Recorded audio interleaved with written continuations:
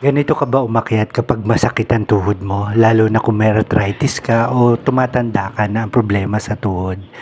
Inilalagay mo yung puwersa sa tuhod, binebend mo yung paa mo, paakyat.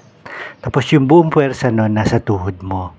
Pero habang lalo natin siyang binebend, lalo siyang sumasakit habang paakyat tayo. Kasi yung buong puwersa ng katawan natin, yung tuhod ang bumubuhat, which is mali. Subukan nyo itong ganitong proseso. Gamitin nyo kung ano yung malakas na bahagi ng katawan nyo. Huwag yung mahinang bahagi ng katawan nyo.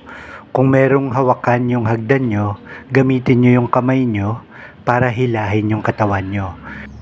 Pero habang umaakyat kayo, gamitin nyo yung puwersa ng hita nyo, yung lakas ng hita nyo para hilahin yung buong katawan mo paakyat.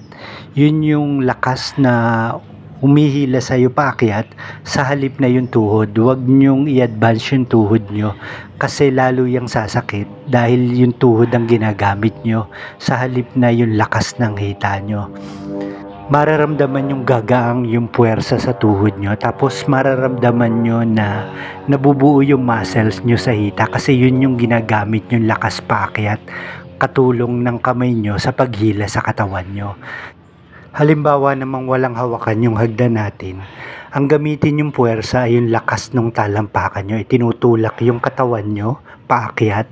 Tapos habang umaakyat kayo, siguraduhin nyo ang ginagamit yung lakas ay yung hita nyo, hindi yung tuhod nyo. Katulad nung nakikita nyo sa video.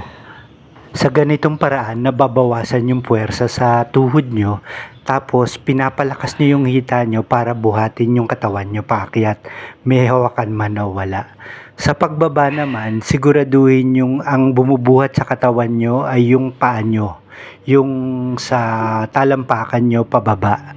Diretso yung paa nyo para nang sa ganon hindi nasa tuhod yung puwersa, kundi nasa buong paa nyo yung puwersa ng katawan nyo. Nang sa ganon, mabawasan yung pressure sa tuhod at ang sumasalo ng buong bigat ng katawan mo ay yung paa mo, yung talampakan mo, tsaka yung muscles mo sa hita.